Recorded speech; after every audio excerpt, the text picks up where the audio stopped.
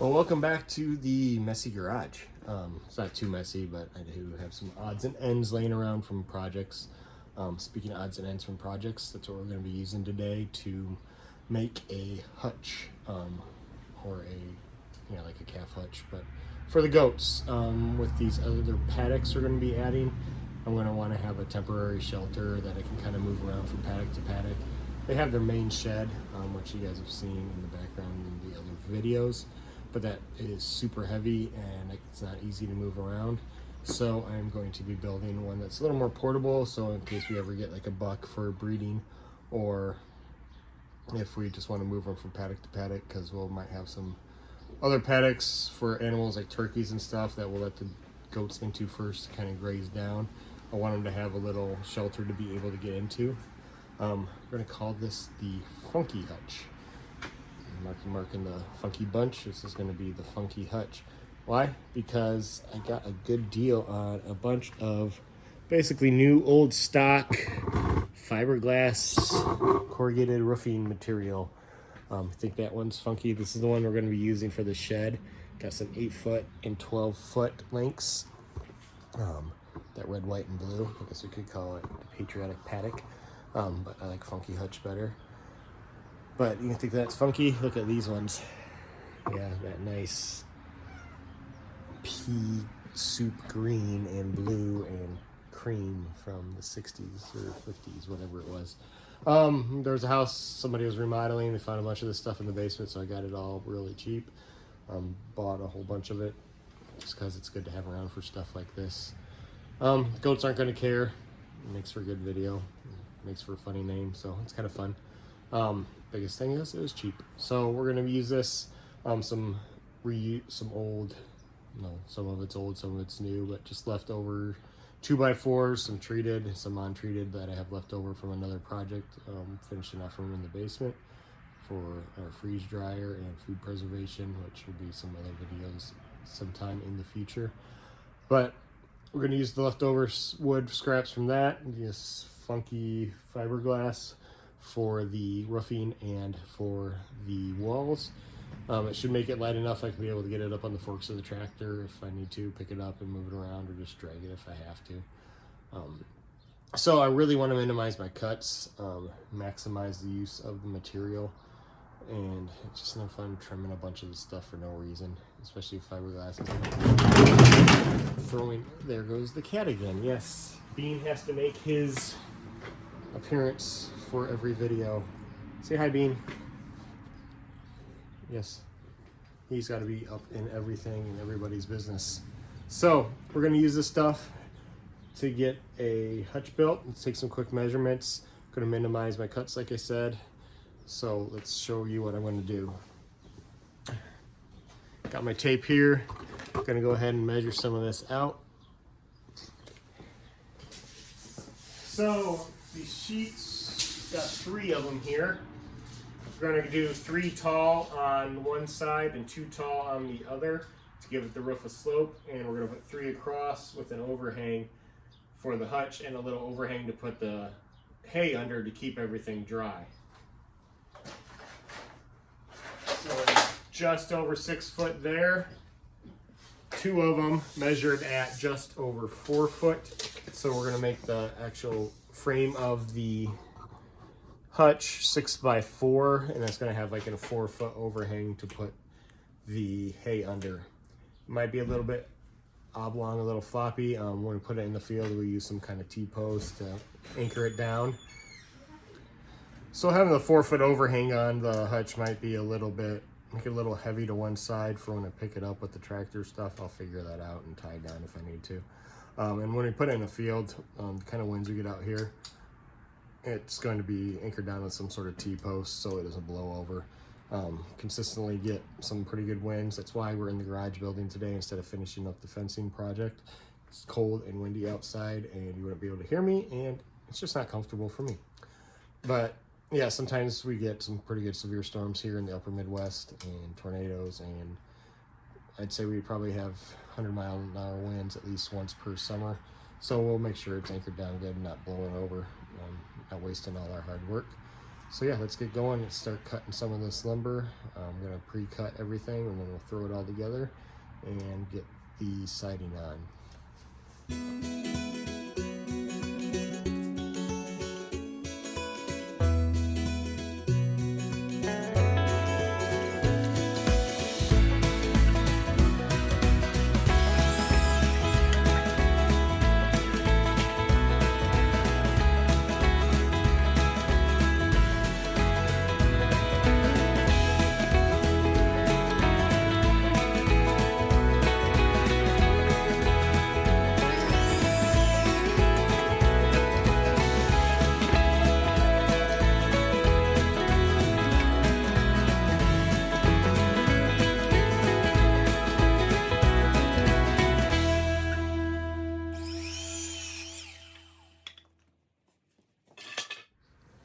All right, got everything cut to length and measured out. One thing I am going to be doing when I put the base, I'm using the treated for the base since it's going to be in contact with the ground. I don't want it rotting out. All the uprights and everything are not treated, so I am going to use my carpenter square. It's got like a inch.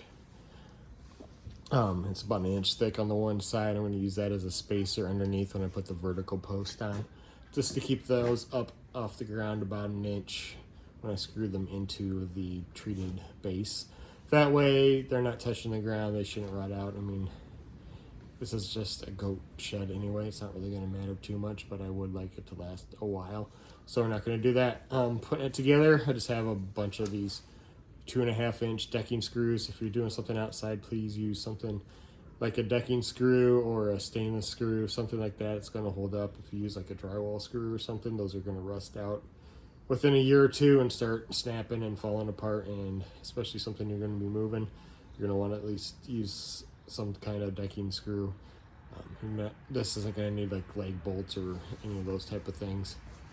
I'm just using my Craftsman driver for it. I've had this for years. It's served me well. I'm not any kind of Milwaukee or DeWalt guy or anything like that. I use what I got. Use what I can afford. Yeah, if I were needing to go buy something new, maybe I would. Right now I just buy the Menards brand stuff and it works for me too. But I've had this Craftsman one forever.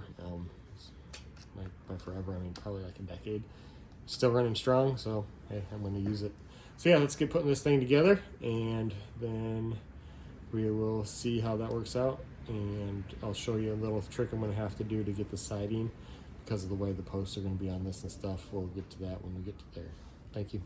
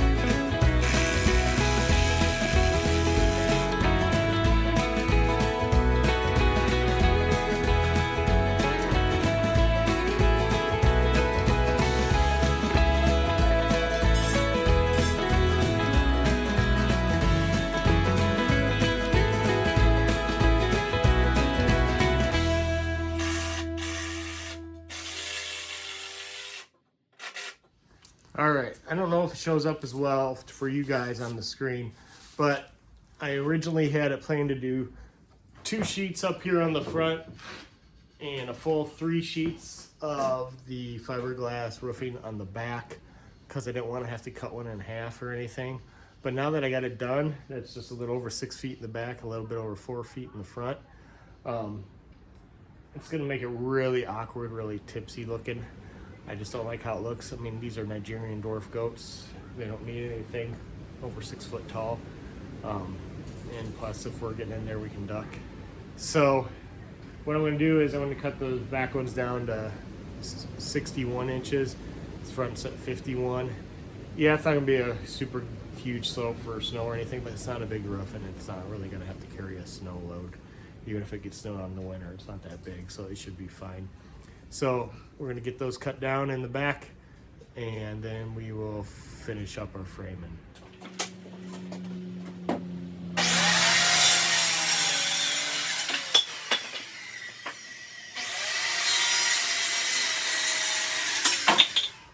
If you work for OSHA, don't watch this. Another quick tip, if you guys are doing something like this by yourself, you need a second set of hands. These clamps always are great. These squeeze clamps, squeeze right down in. I'm gonna use this to hold up the other side of this board while I screw in one.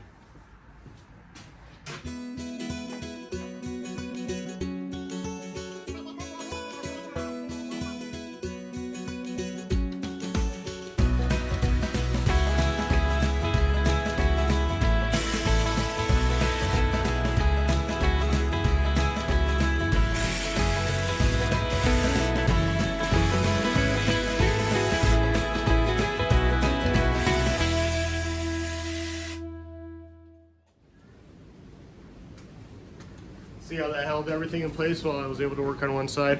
Now I'm going to use 2 of these. I want to make sure this is square, so these 6 foot pieces kind of squared up the long length of it. So the width I want to be at 4 foot. I don't have any scrap wood left to just screw a 4 foot piece in and hold it there. So I'm going to use 2 of these clamps, clamp my 4 foot level, and that will give me my square while I go ahead and screw the rafters essentially down onto it.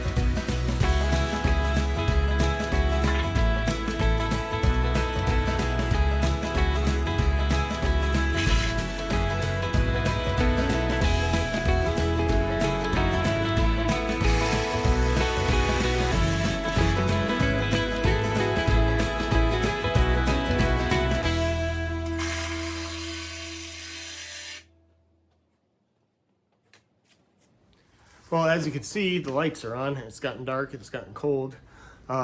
Finished framing everything up, squared off the back ends where the angles were. Put in, you can see the corners, I put in some 45-degree bracing just to keep it square, especially if I'm going to be dragging it with the tractor or picking it up or anything. I want to be able to keep it square so it's not racking and cracking and stuff like that. You can see I did not have enough leftover lumber to finish. I'm gonna have to get another 2x4 to go in between here, and then a couple more to go over on these spots right here to bring it out flush where I can put the siding on, the fiberglass red, white, and blue stuff. So that way I'm gonna put them sideways. That way I don't have to cut them as much. I'm gonna cut them to 6 foot lengths. Pop them in there, we'll have 2 here. Be about 3.5 sheets on the back, and then this will be a solid 3 sheets of this 8 foot long across here. Glad I cut those back down from the little over 6 foot tall down to like about 5 foot tall. It was just way too much of an angle before, and then this would have been a very steep angle with not much room below for things to get underneath. I want to keep enough room where I can get under there and put the feed and stuff. This is probably going to end up out in our turkey enclosure when it's done, because I'm going to put the goats out there before we get turkeys and let them graze down the grass. Then I'm just going to leave it there and put some roost in there, let the turkeys use it for a roost, and then I can keep their food and water out underneath the overhang and keep it dry. Be a dual purpose. I thought about making like a turkey roost with just the roof, but if this is already going to be out there, I'm just going to do that for now. And if we ever do get a buck for our goats, then I can move this around if I need to. But in the meantime, it's going to be great dual purpose. It's going to be big enough to get a decent amount of turkeys in there. Probably going to try to do maybe 10 or so this year, hopefully. That's more to come once it gets a little bit warmer out and we see where we are at. But for now, I'm going to call it a night on this. We will pick it back up hopefully tomorrow after I get the rest of the wood I need. It's going to take like 4 more 8 foot 2x4s, so another 20-ish bucks to get this finished up. So no big deal. Just got to make the run to the lumberyard and grab that. And while I'm there, I got a few other things to grab anyway. So get that done and we'll get back on it.